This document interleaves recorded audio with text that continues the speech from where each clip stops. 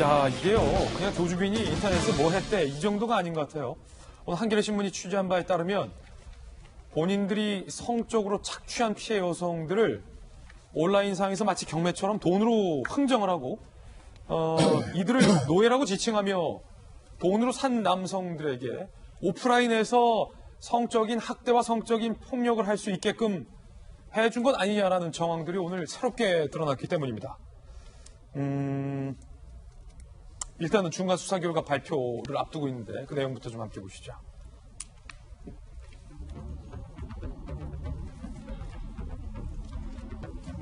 사람들이 열광하게 제어 못했다. 검찰 조사에서 뭐 이런 얘기했다는 것도 나오고 변호사님 사임 안 하실 거죠? 라는 말을 조사 중에 가장 많이 했다고 하는데 성착취물 제작, 유포 등 12개 혐의로 조주빈 기소 예정. 범죄단체 조직죄 기소 여부 두고 마지막까지 고심 중이라는 얘기도 나왔고 조주빈이 고액 회원들을 대상으로 1대1 비밀방을 만들었다라는 게 오늘 가장 충격적인 뉴스일 겁니다. 인간시장방이에요, 이름이.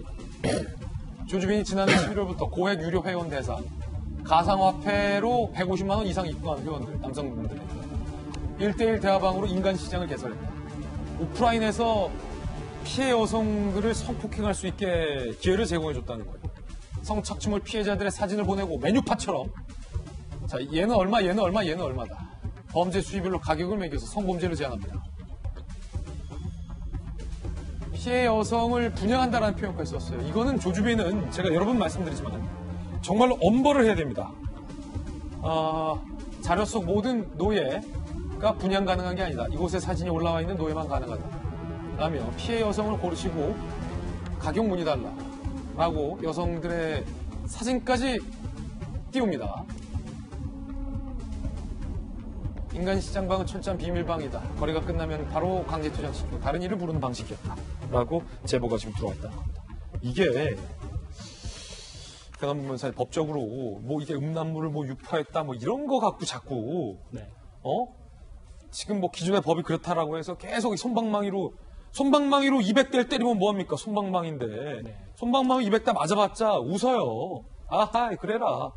지금 조주빈이 계속 한 말이 변호사님 사임 안 하실 거죠? 조주빈은 아직 어떻게 보면 굉장히 지금 얕보고 있단 말이에요. 특히 인간시장방 이 여성분들 누군가의 딸이에요. 소중한 금지옥엽 키운 딸을 상대로 노예라고 지칭하고 분양을 하고 돈을 매겨서 전 그 방에 가입한 사람들 인간시장방에 돈 내고 그 여성들한테 어떻게 무슨 짓을 했는지 모를 이 남성들도 손방망이로 300대 때려봤자 손방망인데 이거 어떻게 할 수 있는 방법 없습니까? 그렇죠. 사실 기존의 형법이라든가 관련 특별법에서 나와 있었던 거는 단순히 동영상을 유포하거나 또는 강압적으로 성관계 영상을 촬영하는 것 정도까지만 처벌하는 것이었는데 이렇게 그 특정인을 계속 지속적으로 성적 압박을 가하고 분양을 하고 뭐 이런 식으로 하는 것 자체는 예전에 못했던 거죠. 그러다 보니까 형량이 좀 낮은 문제가 있습니다. 그러다 보니까 이제 검찰은 최고 형량을 구형하기 위해서 범죄단체 조직죄까지 적용하는 것을 이제 고려를 하고 있는데 이게 좀 상당히 쉽지가 않아요. 왜냐하면 범죄단체 조직죄라는 것이 단순히 어떤 모임을 말하는 것이 아니라 위계질서가 있고 구성원들 모두가 어떤 범죄를 목표로 하면서 철저한 그 계층 계급이 존재해야 되거든요. 그러니까 일례로 조폭 같은 경우에는 보스가 있고 중간대장 있고 행동대장 있고 행동대원 있고 다들 우리 조직이 어떤 조직이고 우리 조직은 어떤 지역을 장악하고 보스의 명령에 절대적으로 복종하고 그런 위계의 질서와 룰이 딱 있습니다. 근데 사실 이런 뭐 보이스피싱 조직이라든가 이런 뭐 이제 엠번방 조직 같은 경우에는 물론 이제 공범죄 운영자들 몇 명끼리 자기들끼리는 수익 배분하고 그런 조직체가 있긴 하겠죠. 근데 단순하게 돈을 받고 돈을 찾아오는 사람 아니 심부름하는 사람 그 사람들은 정확하게 실체를 모르게 됩니다. 그러면 기존 법리에 따라서 과연 이게 범죄단체 조직죄를 적용할 수 있느냐 사실 고민을 많이 할 수밖에 없거든요. 워낙 또 예외적으로 적용이 되다 보고 하니까.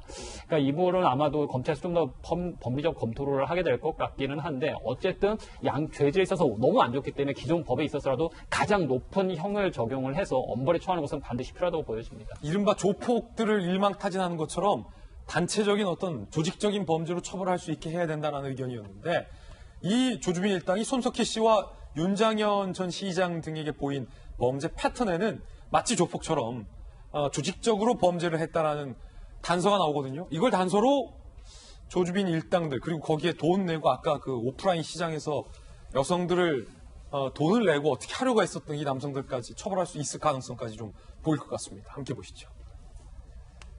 손석희 사기에 이른바 5명이 분업을 했다는 건데 손석희, 김웅, 윤장현 등을 상대로 조주빈 사기 행각에 5명이 가담을 했다.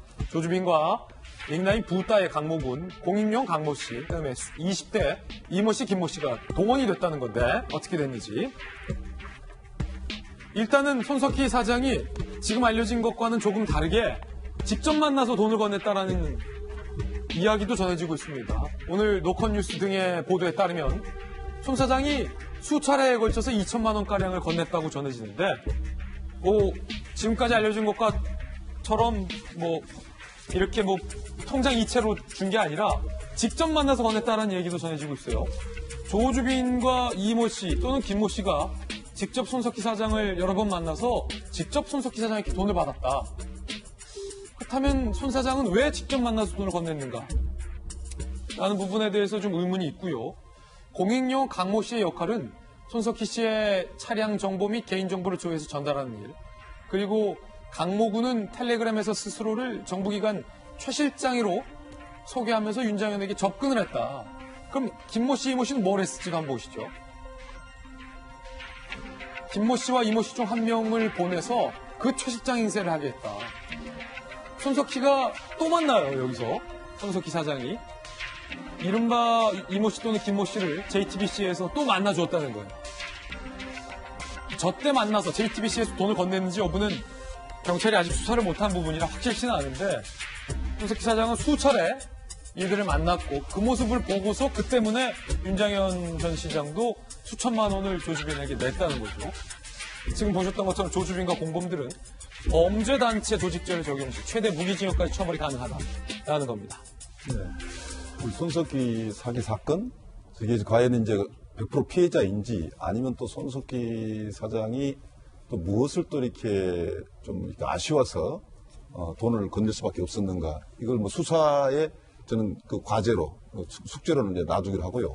우리가 읽을 수 있는 것은 지금 조주빈이가 하고 있는 것은 단독으로서 할 수 있는 일 이미 넘어선 분이 너무 많다는 겁니다.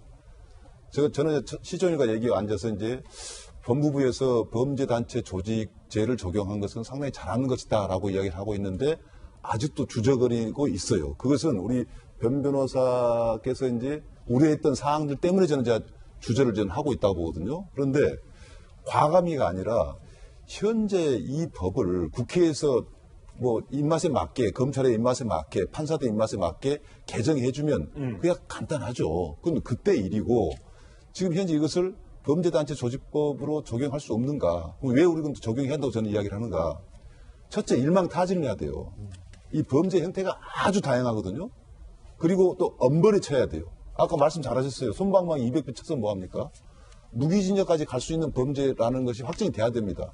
그러면 이제 두 가지란 말이죠. 하나는 얼마나 위계질서 조직체계를 가지고 있느냐. 보수가 이거 우리가 마치 그 조폭을 이야기한 것은 과거의 조직을 이야기하는 것이고요. 저는 현재 이 정도면 매우 조직적이라고 생각합니다. 아주 조직화되어 있고 온라인까지 동원되어 있고 이제는 오프라인까지 동원된 걸 봤지 않습니까? 예. 그러면 현장에 피해자는 이미 발생되어 있고 발생된 피해가 엄청 많다는 거예요. 그리고 또 하나가 이제 그러면 공범이면 조직을 만들 정도 공범이면 무언가를 나눠 가졌을 거 아니냐. 위계질서 다음에. 우리가 내란죄로 왜 연벌한 줄 압니까? 권력을 나눠 먹거든요. 마찬가지로 이것은 돈을 나눠 먹은 것을 갖다 범죄단체 조직이라 그래요. 벌써 엄청 아까 150만원짜리 나왔지 않습니까? 그 고액의 돈 아니겠어요?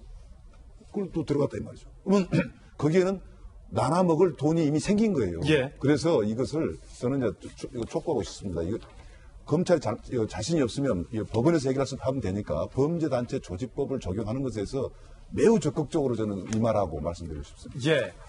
자, 법조계 두 분 말씀 들어봤습니다.